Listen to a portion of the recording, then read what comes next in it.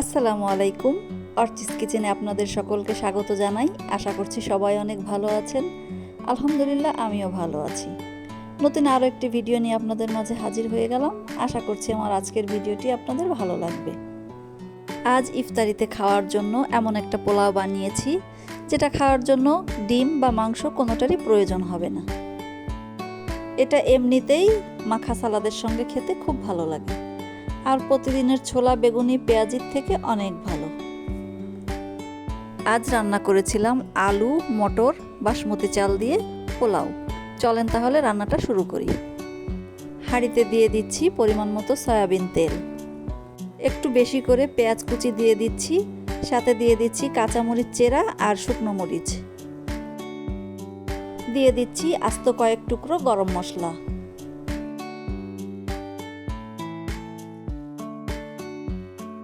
পেঁয়াজটাকে হালকা ভেজে নিয়ে আদা রসুন বাটা দিয়ে দিলাম।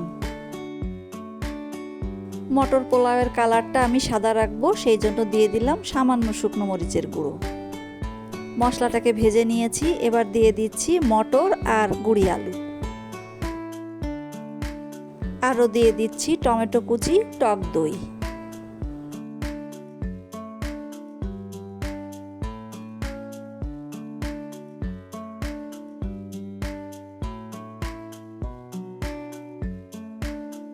মশলাটাকে খুব ভালোভাবে কষিয়ে নিচ্ছি।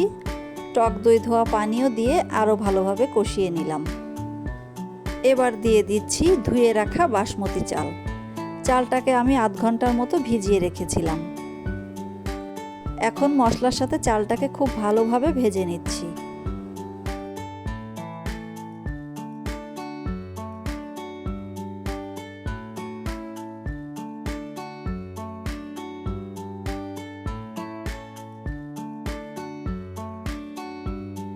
চালটা ভাজা হয়ে গেছে, দিয়ে দিচ্ছি ফুটন্ত গরম পানি পরিমাণ মতো।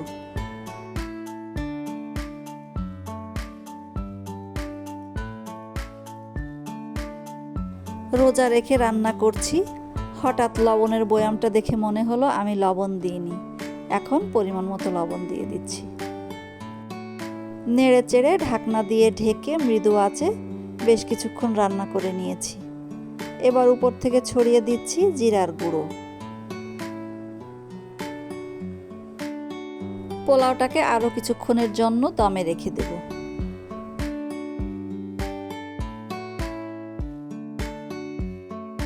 কিছুক্ষণ পরে হাঁড়ির ঢাকনাটা খুলে দেখি মাশাআল্লাহ পোলাওটা খুবই ঝরঝরে হয়েছে। আবারও উপর নিচ করে একটু নাড়িয়ে দিয়ে ঢেকে রেখে দিচ্ছি। আজকের ইফতারিতে আমরা এই আলু মটর পোলাওটাই খেলাম, সবাই খুব পছন্দ করে খেয়েছে। আশা করছি আমার আজকের ভিডিওটি আপনাদের ভালো লেগেছে। যদি ভালো লাগে প্লিজ আমার চ্যানেলটিকে সাবস্ক্রাইব করবেন। সবাই অনেক ভালো থাকবেন। আল্লাহ হাফেজ।